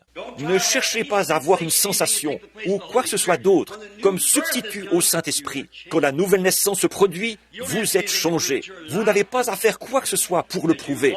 Votre vie le prouve par votre marche. Vous êtes amour, paix, longanimité, bonté, douceur, patience. Voilà ce que vous êtes. Et le monde entier voit le reflet de Jésus-Christ en vous. Bon, parler en langue, pousser des cris de joie, ce sont seulement des attributs qui accompagnent ce genre de vie-là. Et on peut prendre, imiter ces attributs et ne jamais avoir cette vie. Nous voyons ça. Combien savent que c'est vrai? Bien sûr que vous le savez. Bien sûr que oui. Oh, vous voyez ça partout autour de vous. Donc, on ne peut rien déclarer comme preuve du Saint-Esprit, si ce n'est la vie que l'on vit. Maintenant, si vous voulez parler en langue, c'est tout à fait en ordre. Pour autant que la vie que vous vivez prouve que vous l'avez. C'est vrai. Et si vous voulez pousser des cris de joie, c'est bien, c'est bon. Moi aussi, je pousse des cris de joie. Parfois, je suis tellement dans la joie que j'ai de la peine à garder les chaussures aux pieds. Je bondis presque hors d'elle. Et c'est merveilleux, j'y crois. J'ai eu des visions et j'ai vu les malades être guéris, les morts être ressuscités. Alors qu'ils gisaient là et que les médecins repartaient en disant « C'est fini, ils sont morts », ils gisaient là pendant quelques heures. Et le Saint-Esprit descendait et donnait une vision. Allez là-bas ressusciter cette personne. J'ai vu des gens qui étaient sourds, muets, aveugles et infirmes marcher. Ça, ce sont seulement des attributs. Frère, il y a longtemps, avant même que le monde ait eu un fondement, Dieu, par sa grâce éternelle, a baissé les regards et par sa préscience, il nous a vus vous et moi. Il savait dans quel âge nous vivrions. Il savait ce que nous serions. C'est pourquoi, par élection, il nous a choisis avant la fondation du monde, pour que nous soyons avec lui sans tache. Alors, s'il nous a choisis avant la fondation du monde, pour que nous soyons en lui sans tache, et que nous sommes nés couverts de taches, que nous n'avions rien qui puisse nous purifier, alors, comment pourrons-nous être sans tache? Il a envoyé son Fils unique, afin que quiconque croit en lui n'ait pas de fin de vie, mais qu'il ait la vie éternelle, qu'il ne périsse jamais, mais qu'il ait la vie éternelle. Alors, quand nous entrons en lui, c'est par la foi, par le moyen de la grâce, que nous sommes sauvés, parce que le Saint-Esprit nous a appelés. Avant qu'il y ait un corps sur cette terre, vos corps étaient déjà là. Ils sont composés de calcium, de potasse, d'humidité, de lumière cosmique, de pétrole et ainsi de suite, de ces éléments. Et le Saint-Esprit s'est mis à couver la terre, à lui faire la cour. Et alors qu'il faisait cela, tout à coup, une petite fleur de Pâques est apparue. Il a continué à couver, a fait apparaître de l'herbe et des oiseaux. Et après un certain temps, un homme est apparu.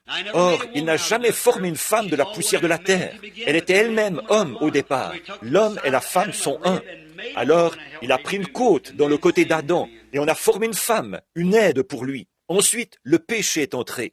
Ensuite, après que le péché est entré, Dieu ne sera pas vaincu, quoi qu'il arrive. Il ne sera jamais vaincu. Alors, les femmes ont commencé à mettre au monde des hommes. Et Dieu, par sa grâce éternelle, a vu qui serait sauvé, et il vous a appelé. Nul ne peut venir à moi si mon Père ne l'appelle premièrement. Cela ne dépend ni de celui qui veut, ni de celui qui court, mais de Dieu qui fait miséricorde. Vous dites, eh bien, j'ai cherché Dieu. Non, jamais de la vie. C'est Dieu qui vous a cherché. C'est ce qui est arrivé au commencement. Ce n'était pas Adam qui disait « Oh, Père, Père, j'ai péché, où es-tu » C'était le Père qui disait « Oh, Adam, Adam, où es-tu » Voilà la nature de l'homme. Voilà la prédisposition de l'homme. Voilà l'étoffe dont il est fait. Et nul ne peut venir à moi si le Père ne l'attire. Et tous ceux que le Père me donne, alléluia, tous ceux qui viennent, je leur donnerai la vie éternelle et je les ressusciterai au dernier jour. Quelle promesse bénie d'un Dieu du ciel. C'est ce que nous verrons ce soir, qu'il a juré par lui-même. Il n'y a personne de plus grand que lui. On prête serment par quelqu'un de plus grand que soi. Il n'y a personne de plus grand que lui. Alors Dieu a prêté serment à lui-même. Nous allons y venir. Comment il l'a fait et quand il l'a fait.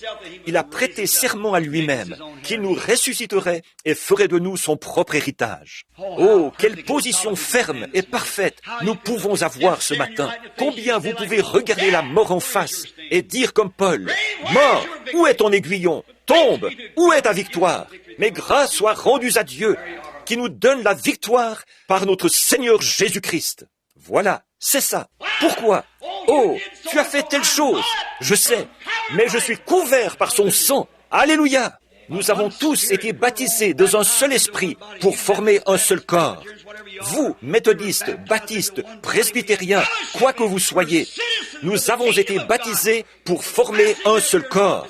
Nous sommes en communion et nous sommes citoyens du royaume de Dieu, professant que nous ne sommes pas de ce monde.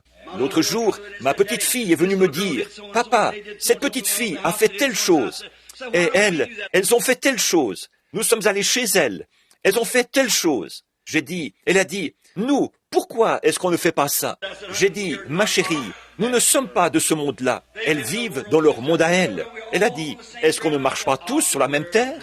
J'ai dit, « Ça c'est le monde, ma chérie. Nous, on ne fait pas partie de ces gens-là. » La Bible dit, « Sortez du milieu d'eux, séparez-vous, dit Dieu. » Voyez, vous ne faites pas partie de ça. Et quand cette nouvelle nature entre en vous, on n'a pas besoin de vous faire sortir de force. Vous n'avez pas, comme la femme de Lot, le désir de retourner là-bas. Vous en êtes sortis par une naissance, tout simplement, et vous êtes dans une autre dimension. À vos yeux, ces choses-là sont répugnantes. Et voici, la grande et fabuleuse Amérique où nous vivons n'est plus qu'un grand chaos rempli de ces choses. Tout est axé sur la convoitise et sur les femmes, la manière dont elles s'habillent, les hommes, la manière dont ils agissent et les choses qu'ils font. et ils se disent chrétiens. Par exemple, Elvis Presley, qui est maintenant devenu membre de l'église pentecôtiste. Évidemment, c'est là que Judas a reçu 30 pièces d'argent. Elvis, lui, a reçu une flotte de Cadillac et quelques millions de dollars pour avoir vendu son droit d'aînesse. Arthur Godfrey, regardez un peu. Regardez Jimmy Osborne, ici, à Louisville, avec cette espèce de boogie-woogie, ce rock'n'roll, ces âneries et cette souillure. Et le dimanche matin, il prend la Bible, se tient sur l'estrade et prêche. Quelle honte! Ce n'est pas étonnant que la Bible dise « Toutes les tables sont pleines de vomissements ». Mais nous vivons dans un jour terrible. Les gens disent « Oh, ils sont très religieux. Oh, ne savez-vous pas que le diable est religieux? Ne savez-vous pas que Caïn était aussi religieux qu'Abel? Mais il n'avait pas la révélation. C'est ça. Il n'avait pas la révélation. Certes, nous allons tous à l'église, mais certains ont la vie. Ce sont ceux qui ont la révélation de Jésus-Christ dans leur cœur. Pas parce qu'ils ont tremblé, qu'ils ont sauté, pas parce qu'ils ont adhéré à l'église, mais la révélation. Dieu l'a révélé, lui. Regardez là ce qu'il a dit. Qui dit-on que je suis, moi, le Fils de l'homme? Les uns ont dit que tu es un prophète. Les autres disent que tu es Élie. Les autres, il a dit, mais vous, qui dites-vous? Pierre a dit, tu es le Christ, le Fils du Dieu vivant. Il ne l'a pas dit des lèvres. Il a dit, tu es heureux, Simon, fils de Jonas, car ce ne sont pas la chair et le sang qui ont révélé cela. Tu n'as jamais appris cela dans une éthique biblique ou un séminaire de théologie. Tu es heureux, car ce ne sont pas la chair et le sang qui t'ont révélé cela, mais c'est mon Père qui est dans les cieux qui l'a révélé. Et sur ce roc, je bâtirai mon église, et les portes du séjour des morts ne pourront prévaloir contre elle. Si ce matin vous êtes un chrétien parce que vous êtes membre d'une église, vous êtes perdu. Si vous êtes un chrétien parce que vous êtes passé de la mort à la vie, vous êtes affranchi du jugement. Une fois entré en Christ, vous avancez toujours plus dans la perfection. Dieu ne voit absolument rien. Vous dites, eh bien, m'arrivera-t-il de faire une erreur? Bien sûr, mais vous ne le faites pas volontairement. Bon, nous allons aborder ça dans quelques instants, car pour celui qui pêche volontairement après avoir reçu la connaissance de la vérité, il ne reste plus de sacrifice pour le péché. Nous allons aborder ça ce soir, parce qu'il est un peu trop tard maintenant. Lisons encore 2 ou 3 versets. Nous nous sentirons mieux d'avoir avancé encore un peu. Très bien. Bon, nous commencerons directement avec ça ce soir, le verset 4. Écoutez ceci. Car il est impossible que ceux qui ont été une fois éclairés, qui ont goûté la puissance, les dons célestes, qui ont eu part au Saint-Esprit, qui ont goûté la bonne parole de Dieu, la puissance du siècle à venir, et qui sont tombés, se renouvellent et reviennent à la repentance. Voyez, nous allons faire le rapprochement avec Hébreux 10 et les comparer l'un avec l'autre pour montrer ce qu'il en est. Mes amis, avançons vers la perfection. Nous sommes sans excuse aujourd'hui. Nous n'avons absolument aucune excuse. Le Dieu du ciel est apparu en ces derniers jours et il fait exactement les mêmes choses que celles qu'il avait faites en ce temps-là, quand il était ici auparavant, quand il était sur terre. Il l'a prouvé, comme nous le voyons en parcourant cette Bible. Et vous, mon auditoire, vous le savez, nous avons pris un miracle après l'autre, un signe après l'autre, un prodige après l'autre, tout ce qu'il a accompli avec les enfants dans le désert, les choses et les signes qu'il a accomplis, les choses qu'il a accomplies quand il était ici sur terre, manifestées en chair. Exactement les mêmes choses se produisent aujourd'hui, ici même, parmi nous. Voici la parole qui le confirme. Voici ce qui déclare que c'est juste, qui prouve que c'est juste. Voici l'Esprit de Dieu qui est là pour faire la même chose. Nous sommes donc sans excuse. Prions. Père Céleste, puisque nous sommes environnés d'une si grande nuée de témoins, rejetons toute parole, tout manquement, toute parole mauvaise, toute parole maledite, toute pensée, et courons avec persévérance dans la carrière qui nous est ouverte, ayant les regards sur le chef et le consommateur de la foi, le Seigneur Jésus-Christ. Oh, béni soit son très incomparable et très saint nom, lui qui est venu sur la terre pour racheter les hommes déchus et les ramener dans la communion avec le Seigneur Dieu. Nous te remercions de cela. Et maintenant, par sa grâce, ce n'est pas nous qui l'avons choisi, mais c'est lui qui nous a choisis. Il a dit, vous ne m'avez pas choisi, c'est moi qui vous ai choisi. Quand? avant la fondation du monde. Dieu bien-aimé, si certains assis ici ce matin ont peut-être pendant bien des années remis ceci à plus tard, alors que constamment quelque chose frappait doucement à leur cœur, ils ont peut-être adhéré à une église en se disant « Eh bien, ça va aller comme ça, Père, assurément, les Écritures l'ont expliqué ce matin. On ne peut pas se cacher derrière une église et être juste. On ne peut pas non plus être gentil, ne pas mentir, ne pas voler, ne rien faire de mal. » et être juste pour autant. Nous avons une seule justice, ce n'est pas la nôtre, mais c'est sa justice à lui. Il a amené notre salut à la perfection. Par conséquent, si nous sommes en lui, Dieu ne voit pas nos erreurs. Quand nous faisons quelque chose de mal, il y a un esprit en nous qui s'écrie « Ô Père, pardonne-moi », alors Dieu ne le voit pas. Et nous sommes ramenés dans la grâce et dans la communion avec lui. Accorde le Seigneur, alors que nous terminons ce service, au nom de Christ. Amen. Pendant un instant, j'aimerais vous demander quelque chose. Quoi que vous fassiez, vous êtes perdu. Écoutez ceci. Il y a quelque temps, il se peut que j'ai déjà raconté ça. Voici une petite expérience que j'ai vécue. J'étais à Toledo, dans l'Ohio. Je faisais des réunions de réveil et une série de réunions là-bas. Il y avait beaucoup de monde. Les gens ont su à quels hôtels je logeais. Alors, on m'emmenait à la campagne. Je logeais là-bas dans un petit motel. Nous mangions habituellement dans un petit restaurant d'un quart. C'était un endroit merveilleux. Les demoiselles là-bas ressemblaient vraiment à des chrétiennes. Elles reflétaient la sainteté, la propreté. Elles étaient très gentilles. Le dimanche arrivé, j'ai eu faim. J'avais jeûné un peu. J'ai voulu traverser la rue pour aller prendre un petit quelque chose dans un autre restaurant. Là-bas, au coin de la rue, il y avait un restaurant américain typique, un genre de petit café ouvert toute la nuit. Quand je suis entré là, ce certain dimanche, vers 2 heures de l'après-midi, avant d'aller prêcher cet après-midi-là, j'étais tellement renversé, je ne savais pas quoi faire.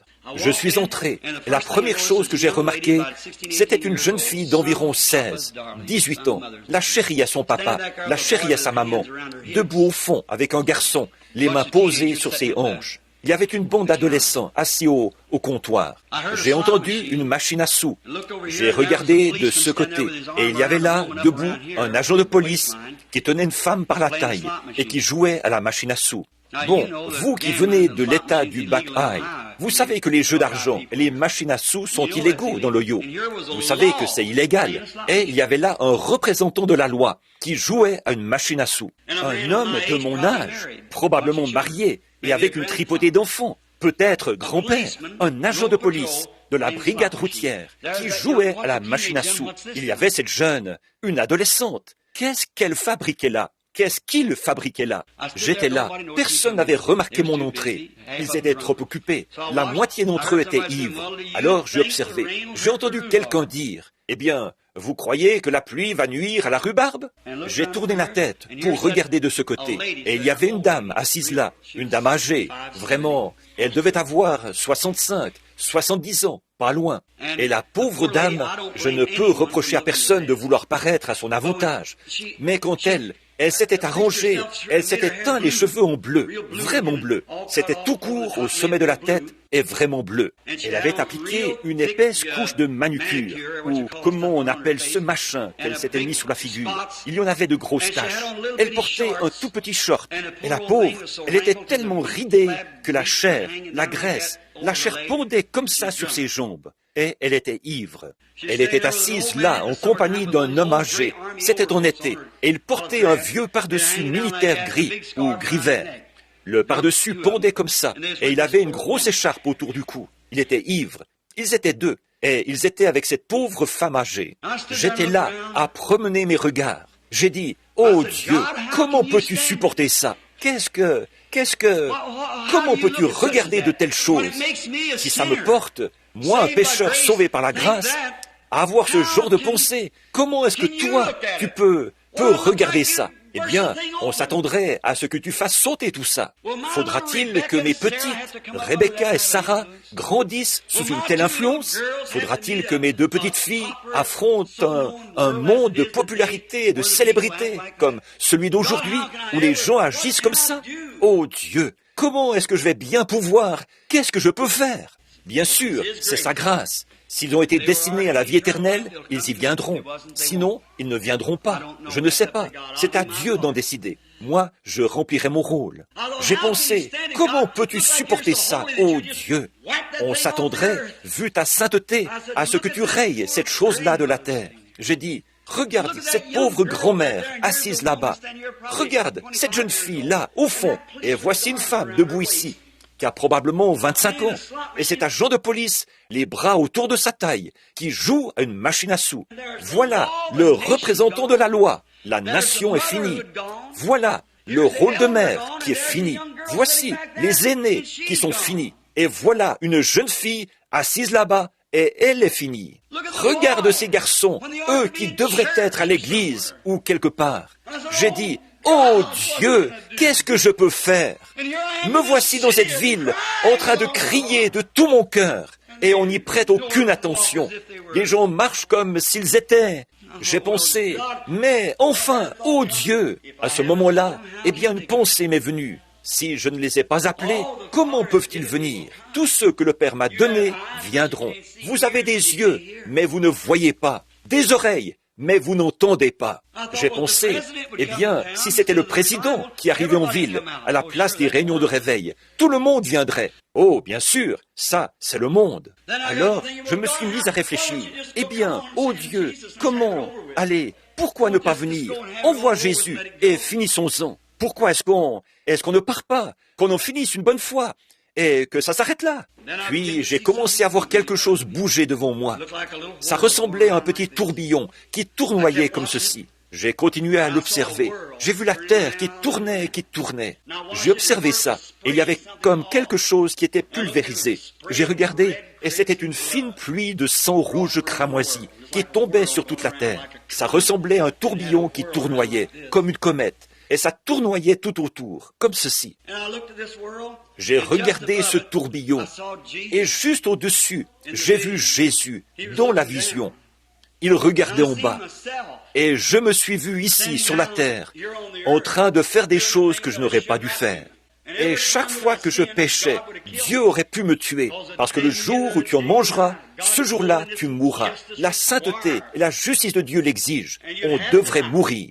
Alors, j'ai regardé là, je me frottais les yeux. J'ai dit, je ne me suis pas endormi. C'est une vision. Je suis sûr que c'est une vision. J'ai continué à observer pendant que j'étais derrière la porte. Et j'ai vu apparaître mes propres péchés. Et chaque fois qu'ils allaient atteindre le trône, son sang agissait comme un pare-choc de voiture. Son sang les arrêtait. Je le voyais secouer et le sang coulait sur son visage. Et je l'ai vu lever les mains en disant, « Père, pardonne-lui, il ne sait pas ce qu'il fait. » Je me suis vu en train de faire autre chose. Et lui, cela l'a secoué de nouveau, ce choc. Dieu aurait pu me tuer sur le champ, mais son sang me gardait. Il retenait mes péchés. J'ai pensé, oh Dieu, est-ce que j'ai fait ça? Ce n'était sûrement pas moi, mais si, c'était moi. Alors j'ai commencé à marcher comme ceci, comme si je traversais cette pièce, et je me suis approché de lui. J'ai vu un livre posé là, mon nom était dessus, et toutes sortes de lettres noires étaient écrites en travers. J'ai dit, Seigneur, je regrette d'avoir fait ça. Est-ce que ce sont mes péchés qui t'ont fait faire ça? Est-ce que c'est moi qui ai fait tournoyer ton sang autour de la terre? Est-ce que c'est moi qui t'ai fait ça, Seigneur? Je regrette vraiment de l'avoir fait. Et il a tendu les bras. J'ai dit, veux-tu me pardonner? Je ne l'ai pas fait exprès. Je vais, par ta grâce, à toi, je vais essayer d'être un meilleur garçon, si tu veux bien m'aider. Avec sa main, il a tapoté son côté, et avec son doigt, il a écrit « Pardonner » sur mon livre. Il l'a jeté derrière lui dans la mer de l'oubli. J'ai observé ça un petit moment, et il a dit « Maintenant, moi, je te pardonne, à toi. Mais toi, tu veux la condamner, elle. » Voyez, il a dit « Tu es pardonné, mais elle, tu veux la faire sauter. Tu ne voulais pas qu'elle vive. » J'ai pensé, oh Dieu, pardonne-moi, je ne voulais pas penser ça, je ne voulais pas faire ça, je ne voulais pas faire ça. Tu es pardonné, tu te sens bien, mais elle aussi, elle en a besoin, elle en a besoin. Eh bien, j'ai pensé, oh Dieu, Comment puis-je savoir qui tu as appelé et qui tu n'as pas appelé? Mon devoir, c'est de parler à tout le monde. Alors, quand la vision m'a quitté, je me suis avancé vers elle. J'ai dit, « Bonjour, madame. » Les deux hommes étaient partis aux toilettes. Et elle était assise là, en train de hoqueter. Vous savez, elle rigolait. La bouteille de whisky était posée sur la table, ou de bière, d'alcool, qu'ils avaient bu, était posée là.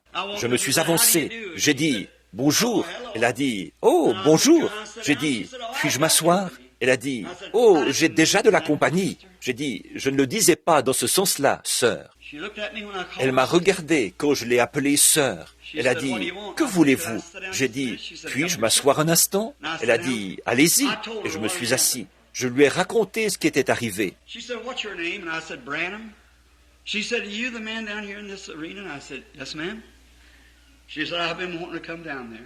Elle a dit, « Comment vous appelez-vous » J'ai dit, « Branham. » Elle a dit, « C'est vous l'homme qui est là-bas au stade » J'ai dit, « Oui, madame. » Elle a dit, « J'avais envie d'y aller. » Elle a dit, « Monsieur Branham, j'ai été élevé dans une famille chrétienne. » Elle a dit, « J'ai 2 filles encore jeunes. Elles sont chrétiennes. Mais différentes choses sont arrivées. » Et elle s'est retrouvée dans le mauvais chemin ou s'est engagée dedans.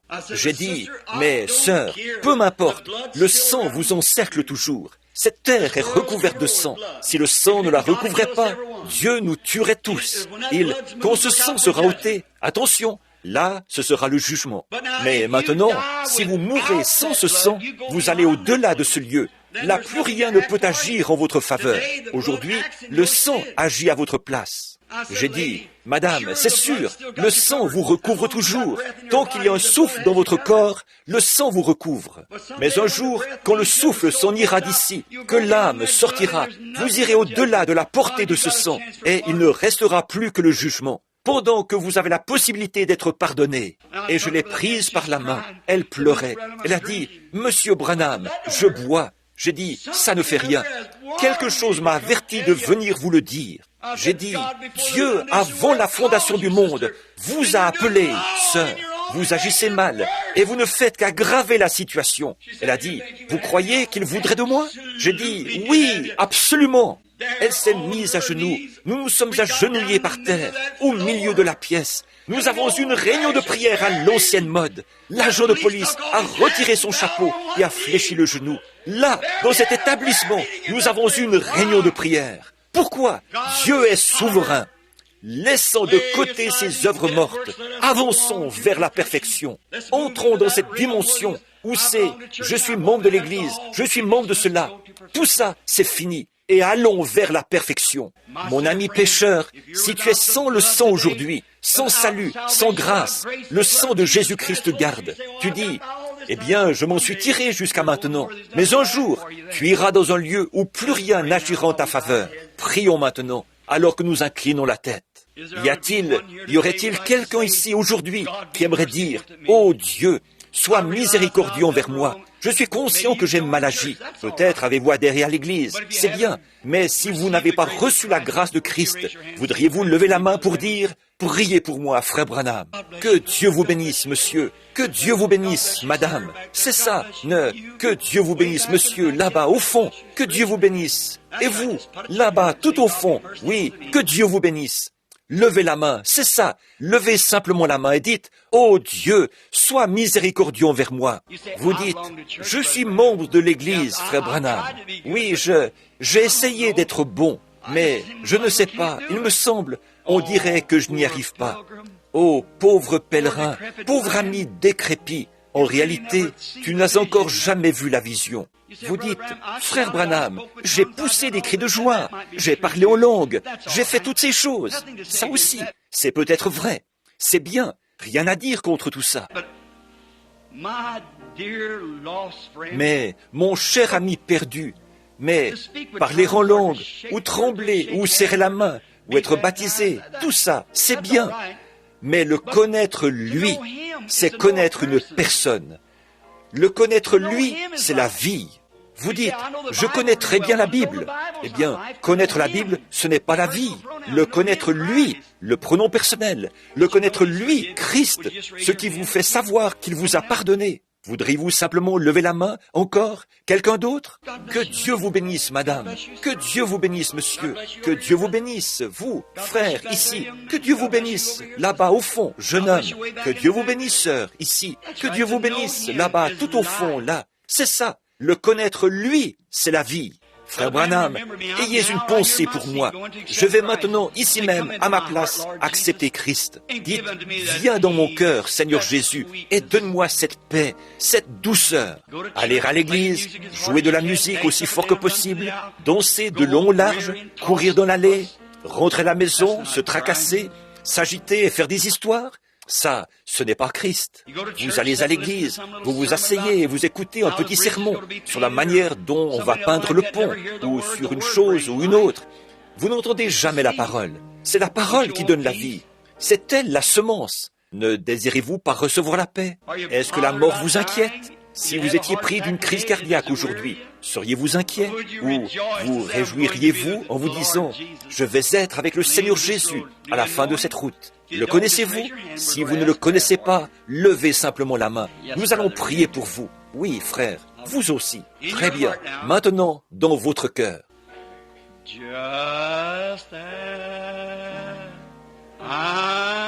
Tel que je suis,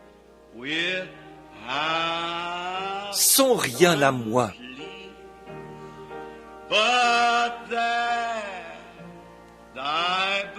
sinon ton sang versé, pour qui? Pour moi.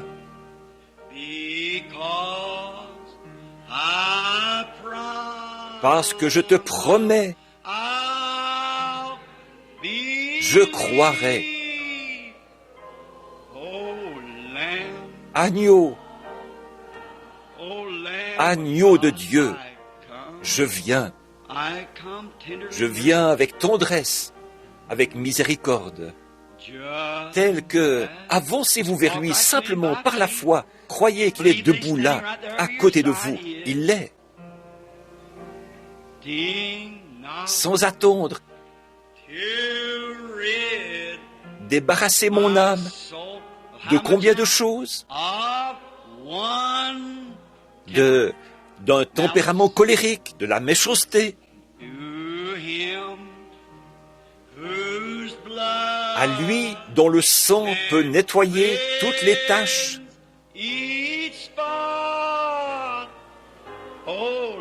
Agneau, par la foi, je m'avance vers la croix ce matin.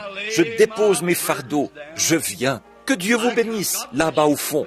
C'est bien. Maintenant, ne soyez pas indifférents. Avec chaleur, avec douceur, avancez-vous tout droit vers la croix. Dans l'Ancien Testament, ils amenaient un agneau. Ils savaient qu'ils avaient péché. Ils le savaient d'après les commandements. Maintenant, vous le savez, parce que Dieu a parlé à votre cœur. Il regardait les commandements. Tu ne commettras point d'adultère. Tu ne feras pas telle et telle chose. Et ils prenaient un agneau, ils allaient là-bas, posaient leurs mains sur l'agneau, le sacrificateur l'égorgeait. Le petit animal se débattait, il saignait, il bêlait et mourait. Ses mains étaient toutes couvertes de sang, l'agneau mourait à sa place. Mais lui, il repartait avec le même désir de recommencer.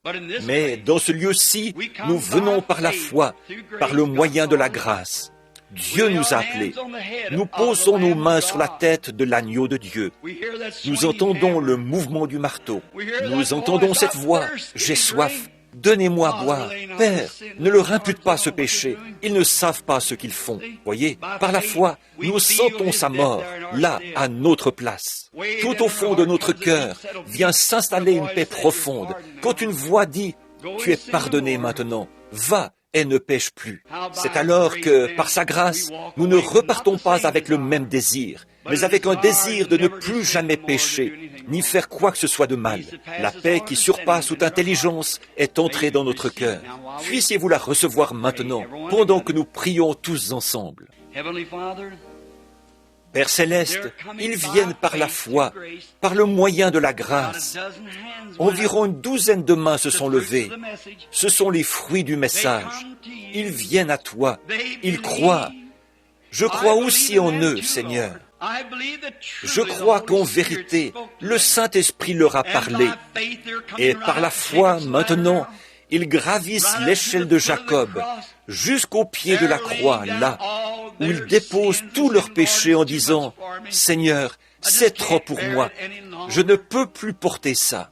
Voudrais-tu enlever le poids de mon péché et ôter de mon cœur le désir de faire ces choses? Permets que par la foi aujourd'hui, je te reçoive comme mon sauveur personnel. Et à partir de maintenant, je te suivrai à chaque kilomètre du chemin jusqu'à la fin du voyage. J'entrevois ce que signifie avancer vers la perfection. Ce n'est pas d'aller à l'église, ni les racines des œuvres mortes, comme les baptêmes et ce genre de choses. Mais je veux avancer jusqu'à ce que moi, je n'existe plus et que Christ puisse vivre en moi. Ô Jésus, accorde ceci à chaque âme repentante ce matin. Tous ceux qui ont levé la main recevront la vie éternelle, parce que tu l'as promis. Ils ont accepté cela publiquement. Ils ont levé la main. Ils ont bravé toutes les lois de la gravitation. Ils ont fait honte à la science, parce que la science déclare que vos bras doivent pendre. Tout dans la science prouve que les bras doivent rester attachés à la terre, parce que la gravitation les maintient en bas. Mais il y avait en eux un esprit qui a pris une décision, et ils ont défié les lois de la gravitation. Ils ont levé les mains. Tu as vu ça, Seigneur. Tu as mis leur nom sur le livre. Pardonnez. Le vieux livre est maintenant retourné dans la mer de l'oubli. On ne s'en souviendra plus jamais. Permets-leur d'aller de l'avant aujourd'hui, en étant des chrétiens doux et aimants pour te servir. Et peut-être qu'il y en a beaucoup qui n'ont pas levé la main. Accorde-le leur aussi. Que la marche des saints soit plus étroite, Seigneur, car nous sommes un jour plus près de la maison qu'hier. Sois avec nous, Seigneur, car nous le demandons au nom de Christ et pour sa gloire. Amen.